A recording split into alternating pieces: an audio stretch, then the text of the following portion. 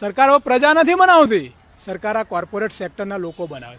નરેન્દ્રભાઈએ સવારે તૈયાર થવાનું, ફર્સ્ટ ક્લાસ મોંઘા કપડાં પહેરવાના, મોંઘું ભોજન લેવાનું, દાઢી સેટ કરવાની, એમના બહુ મોટા મોટા ખર્ચા છે સૂટ બૂટમાં આયા કનૈયા, અને જોરદાર ભાષણ કરવાનું, ભાઈઓ બહેનો, પછી ગાયબ થઈ જવાનું. કારણ કે સરકાર કોણ ચલાવે છે? Corporate sector. અને આ કોર્પોરેટ સેક્ટર તમે યાદ રાખજો, ઈસ્ટ ઇન્ડિયા કંપની જેવો દાખલો આ ભારતમાં ના બેસે ને, તમે મને યાદ કરશો.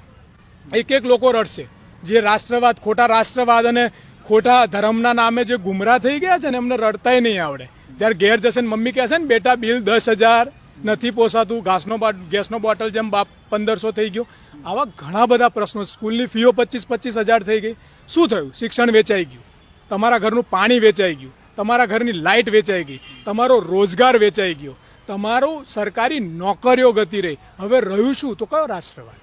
એટલે તમને સવાર ઉઠીને હિન્દુ મુસ્લિમ, પાકિસ્તાન, સૂટ બૂટ મેં આયા કનૈયા, ટીવી જોયા કરો ને ઘેર બિલ આવે ત્યારે ખબર પડે. આ સ્માર્ટ મીટર છે ને, એ સ્માર્ટ ચીટરોનું સૌથી મોટું કૌભાંડ છે. આવનારા દિવસોમાં પ્રજા રોડ પર આવશે ને પ્રજાને ખબર પડશે.